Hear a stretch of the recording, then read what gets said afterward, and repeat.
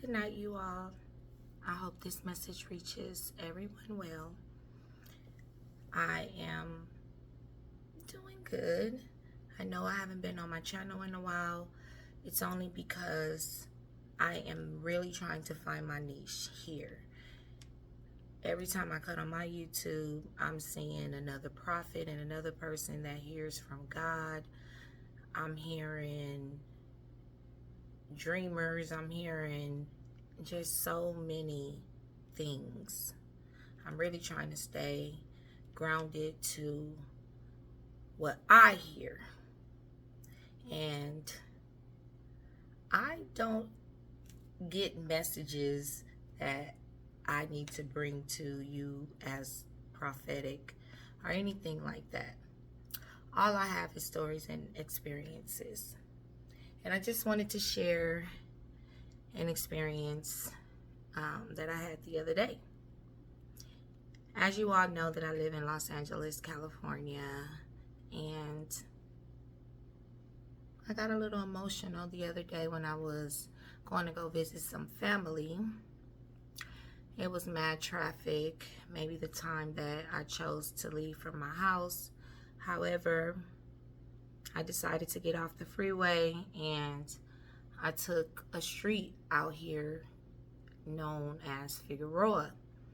And as I approached the area of South Central, I began to notice how the traffic was just like slowing down. It was really sporadic, stopping and going, mashing on brakes really quick. And once I really looked around my surroundings, I noticed that,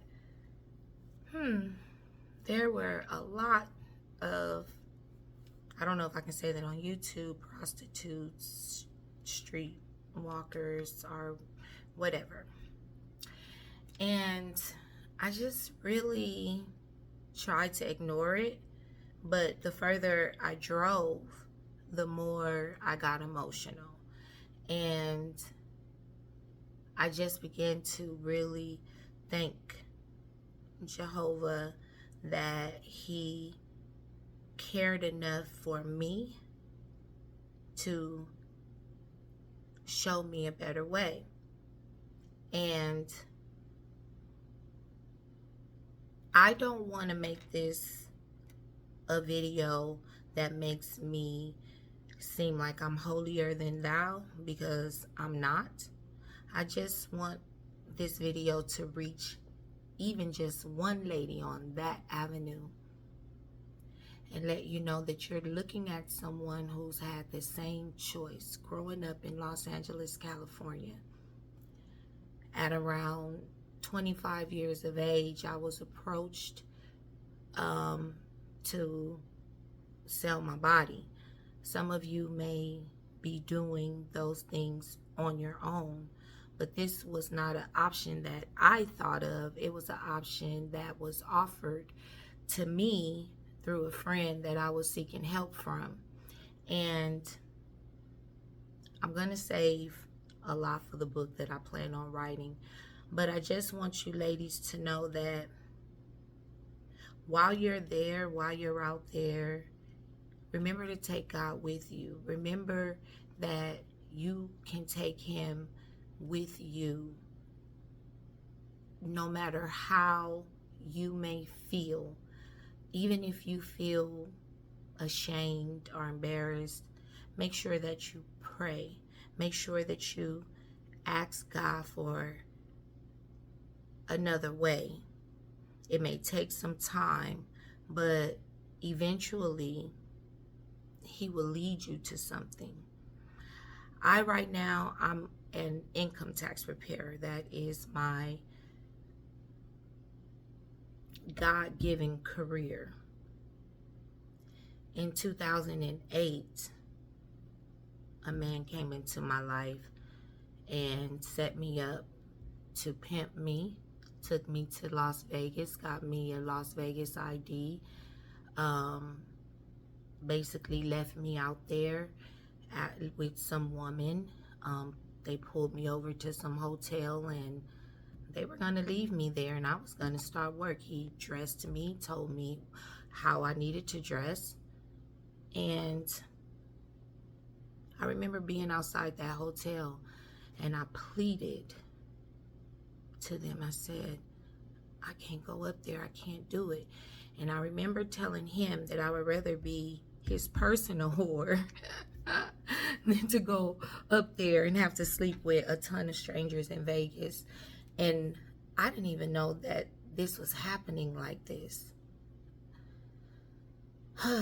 For whatever reason, my bitching and complaining got me kind of kicked out at the airport, stranded with no ticket. The same woman that hooked me up with him, who I told her I needed assistance with, got me home. And once I was safe at home, I still was homeless. And I did have a car, and out of this car that I was selling e-pills and weed on the street without a strap. This is how I know God has been with me all this time. Sleeping with the supplier, okay, because you know he found the way to take advantage. And instead of me doing outlandish shit with the guy out in Vegas and everything, I mean, that was really, it didn't bother me. I actually liked him. However, moving forward, it didn't end there. They were still on my heels. I was not free. So they tried it a different way. I was homeless, and they set me up into an apartment.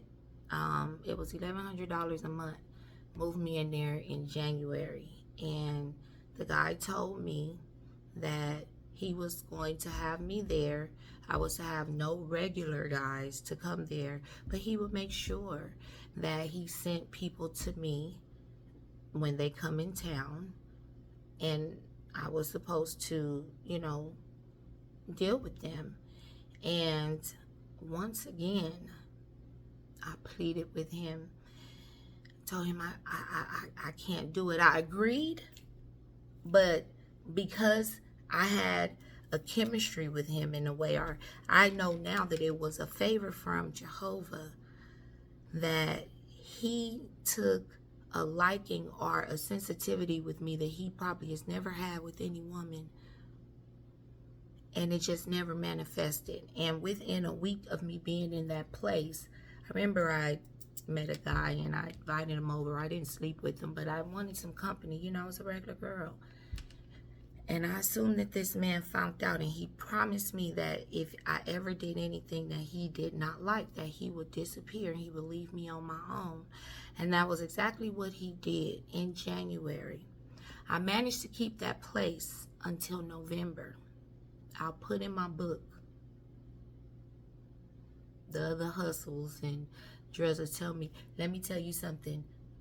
If the devil can't get you that way, he'll try another way. He'll try another way. He'll try another way.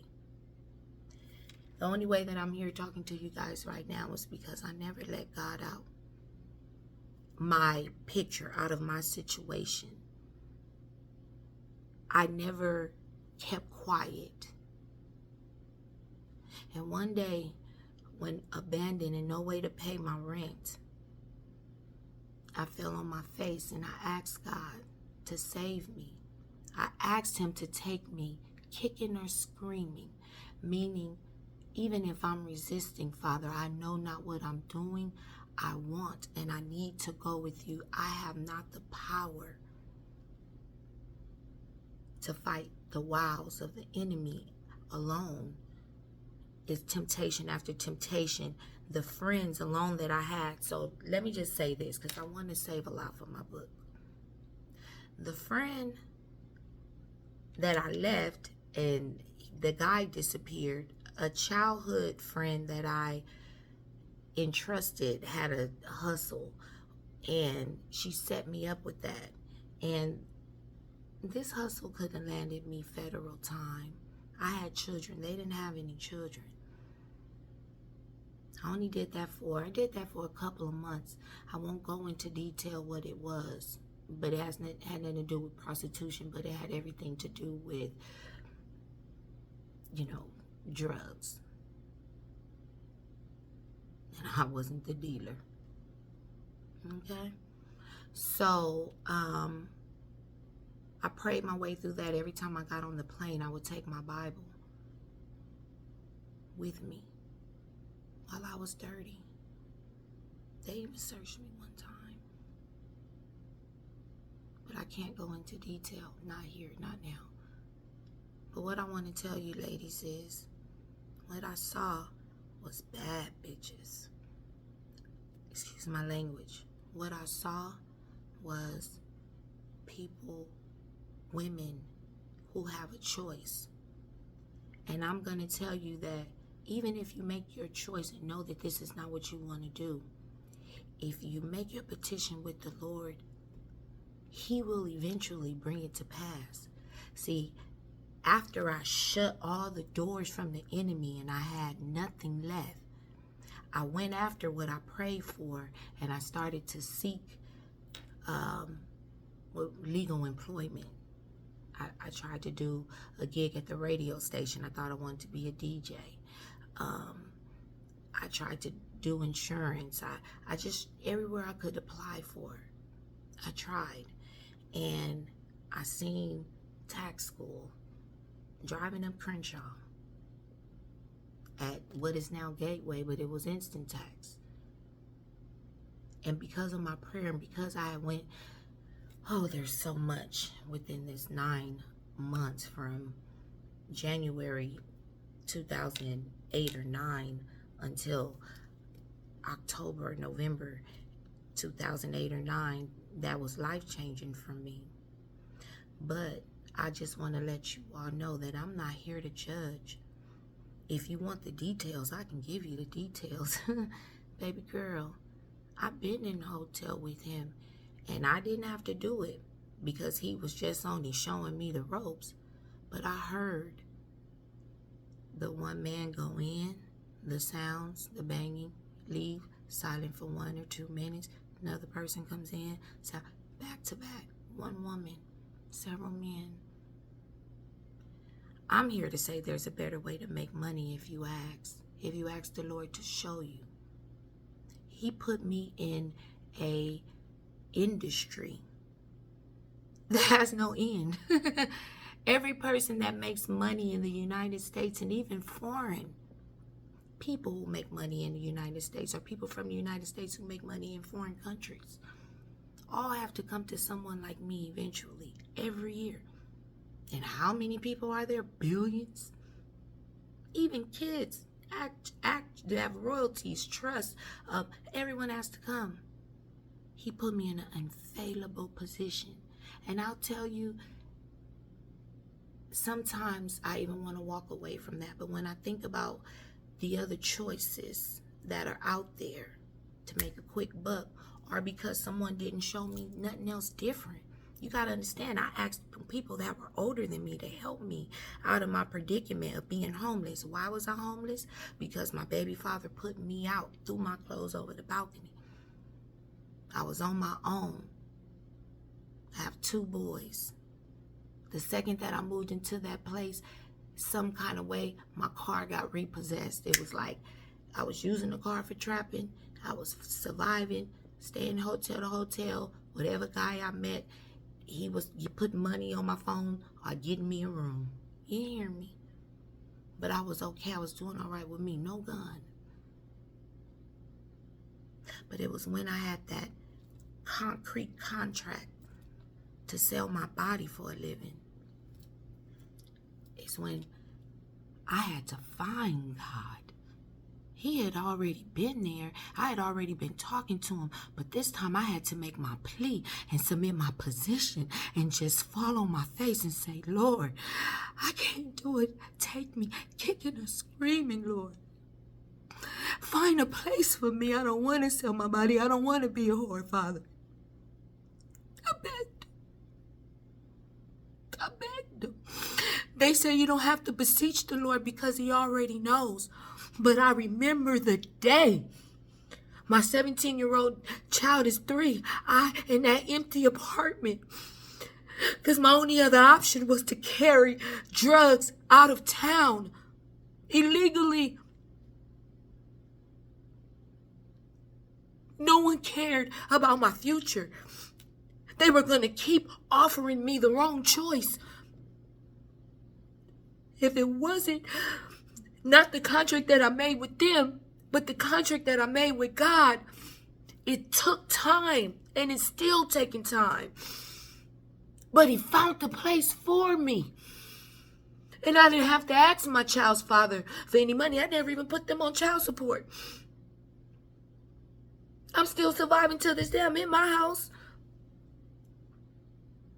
They make songs about, oh, you bitches having sex for fun. Hey, if I want to get my rocks off, I do. But I can tell you this. If a man treats me nice, that's fine. But I'm not putting myself better. I'm making this video to say, you beautiful women, take God with you to every John before you leave the house. When you're putting on your sexy outfit, ask God to show you a better way. Don't talk to the person that is advising you to stay there. Keep your dreams to yourself and ask God, how can you make it come true? And take a day to try, because that's what had to end up happening after I kept trying to.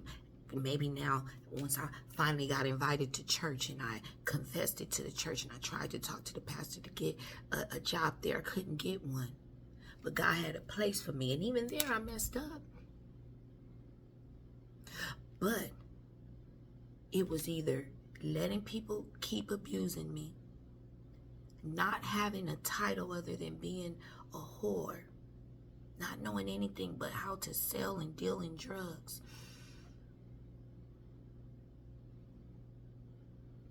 or submitting myself, my heart, understanding I'm not perfect. I still fornicate, I lie, I cuss, everything. I'm not a thief. At that point, I don't know how much if I was stealing, but I'm definitely at least 5 years strong. Like, that is one of my main things. I don't steal. Anyone's so safe around me. I don't want your shit, your man, your nothing. I don't want nothing. Sidebar, I'm sorry. I think I need to have a shot of tequila. Yeah, how about that? Let's lighten this load.